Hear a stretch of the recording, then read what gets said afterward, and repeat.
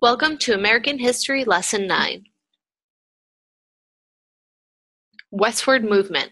Our lesson objectives are: identify and understand how advances in technology aided the American expansion, identify and understand what drove American expansion westward, identify various foreign and domestic groups who were important in America's expansion, identify and understand the conflict over settling Texas.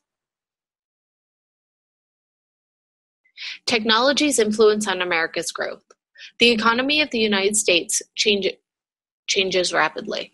By the 1850s, more people were buying and selling goods instead of producing goods for their own use. Capitalism was leading this change that gave private individuals and companies the right to own factories, machines, and land. Business owners were now investing their own money to make profits. Capitalism brought change to farmers' lives too. The increasing populations needed more food. Farmers were starting to use machines to plant and harvest their crops instead of doing all the labor manually. This allowed them to grow more food to sell. In turn, farmers bought manufactured goods with the money they earned from selling crops. As the market for goods increased, the prices came down and allowed more people to purchase items. People bought themselves new conveniences such as shoes and boots coated with rubber or a new sewing machine. The telegraph allowed almost instant communication across great distances. Steamboats reduced time and cost of river travel. Canals were dug in regions without passable rivers to allow steamboat entry, and this reduced shipping costs. Over time, though, the railroad became more popular for shipping goods. The new canals made it possible to link the nation's regions. The Erie Canal went from east to west, and steamboats on the Mississippi joined north and south. The Northeast was soon the nation's manufacturing center, and the Midwest grew food. Midwest farmers started using steel plows to break the soil and the mechanical reaper to harvest the grain more quickly. The plantation system continued in the South as landowners still relied on the slave labor to grow and harvest crops. The Westward Expansion. In the 1840s, many Americans thought that it was their right to grow the national boundaries to the south and west of the continent. Journalist John O'Sullivan created a name for this ideology, calling it the nation's manifest destiny, to extend from the Atlantic to the Pacific Ocean. People started moving west, attracted by the land that was available to them. Business owners intended to establish trade with Asian nations. The Panic of 1837 caused financial ruin for many, so that was a factor in the movement westward. If Native Americans were living on the lands that white settlers wanted, there were confrontations. This eventually caused the Black Hawk War in the early 1830s. As this continued, Native Americans were forced to move further and further westward. The Fort Laramie Treaty of 1851 gave Native Americans the right to live on and use the Great Plains. In turn, the Native Americans were to allow settlers to cross their lands and allow the government to build roads and forts along the Westward Trail. There were many westward trails for settlers to travel. The Santa Fe Trail went from Independence, Missouri to Santa Fe, New Mexico. Traders traveled to Santa Fe, where they sold such items as cloth, guns, and knives, and then they bought silver, gold, and furs. The Oregon Trail west from Independence, Missouri to Portland, Oregon. Approximately 5,000 Americans had established farms in Oregon by the year 1844. The Mormons were a religious group that planned to live apart from other groups because they had been persecuted for their religious beliefs in the past. Their leader, Brigham Young, thought the Mormons would be safer if they did not live with other groups who held different beliefs. In 1847, thousands of Mormons settled near Great Salt Lake, sharing water and timberland. They bought a viable community at Salt Lake City. The United States was not the only nation to claim ownership of Oregon, but England did too. The English wanted to continue and expand the beaver fur trade in Oregon. In 1846, when the beaver fur trade had declined, the English gave up their claim to Oregon.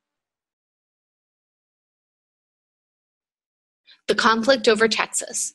At this time, Texas was part of Mexico, but did not have many settlers.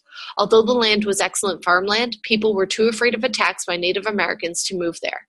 Mexico loosened trade restrictions between its northernmost area, this area is now California, New Mexico, and Texas, and the United States in hopes of improving the economy.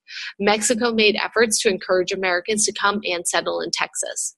By the early 1820s, many Americans did come and settle in Texas. These settlers were called Anglos, and before long they outnumbered the Mexican settler, who were called Tejanos. Stephen F. Austin was a prominent member of the Anglo community in Texas. Because of the thriving Anglo population, people in the United States suggested that Texas become a part of the United States. Anglos seemed to have issues with the Mexican government, and this led to strong support for Texas statehood. One issue was that although Mexico did not allow slavery, the Anglo settlers wanted to keep their slaves. By 1830, Mexico stopped Anglo immigration into Texas to try and slow the growing political strength of Anglos. Austin persuaded Mexican leaders to halt the ban against Anglo immigration. Americans began moving in again in very large numbers. Even as Austin tried to establish a stronger self-government for Texas, the Mexican leader Antonio Lopez de Santa Anna abolished the Mexican Constitution. When Austin returned to Texas, he informed Texans that they needed to arm themselves for conflict. Santa Anna led a large army northward and defeated a small garrison of Texan soldiers at the Alamo. Texan leaders and delegates then met to declare Texas independence from Mexico. Texans defeated the Mexican army at the Battle of San Jacinto, forcing Santa Anna to sign a treaty that granted Texas its independence. Texas wanted to be granted statehood by the United States, but New Englanders did not want another slave state added to the Union. Texas was annexed into the United States in 1845, which angered the Mexican government. President James K. Polk wanted very much to bring an end to the dispute over Texas. Polk wanted to gain more of Mexico's land. At first, he offered to purchase Texas, California, and New Mexico, but Mexico would not sell the land. Polk then provoked a war with Mexico to take the territory by military force. Polk ordered soldiers to block the Rio Grande River, which was claimed by Mexico. Congress debated Polk's actions. Northerners viewed this as an excuse to extend slavery, and Southerners supported extending slavery. As the American politicians debated and argued, Mexico attacked American soldiers in Texas. Polk then asked Congress to declare war on Mexico, and Congress did so. Fun fact: President Polk was the first president to have Hail to the Chief played when he entered a room for formal occasions. Some believe his wife Sarah started the tradition because Polk was short, standing 5'8". The music would allow people to know he was there even if they couldn't see him in the crowd. United States troops entered Santa Fe, New Mexico, and captured the area without firing a shot. Next, the troops moved on to California. American settlers there had previously proclaimed independence from Mexico and declared themselves a Bear Flag Republic. As soon as the U.S. troops and a naval force arrived in California, the Mexican troops surrendered. The major battles between American and Mexican armies were in Mexico. General Zachary Taylor captured Monterrey and won a victory against Santa Anna at Buena Vista. During the same period, General Winifred Scott captured the port of Veracruz and then Mexico City, which was the capital of Mexico. Mexico lost almost 4 times as many soldiers as the United States in the fighting over these territories. The Treaty of Guadalupe Hidalgo ended the war in 1848, and it cost Mexico its northern provinces. Americans gained control of Texas, which included what is now California, Nevada, Utah, New Mexico, and most of Arizona, and parts of Colorado and Wyoming. With this treaty, the United States increased its size by 1/3. These new territories brought wealth to the United States. Gold was discovered in California in 1848. Soon prospectors known as 49ers moved into California in the famous gold rush. San Francisco quickly became a booming city. During the next year, California applied for statehood as a state that did not allow slavery.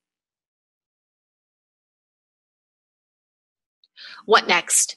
Take the time to go back and review the lesson on your own. After your review, complete the lesson review for the lesson and submit for grading. Remember, your submission should follow all of the rules for standard written English. All submissions should be written in your own words and sources used cited at the end. How to cite sources in APA format. When you reference a source within an APA-style paper, whether it is using a direct quote, repurposing an image, or simply referring to an idea or theory, you should insert an in-text citation, the author's surname, and the date of publication within parentheses, straight after a direct quote. CitationMachine.net will assist you in creating citations.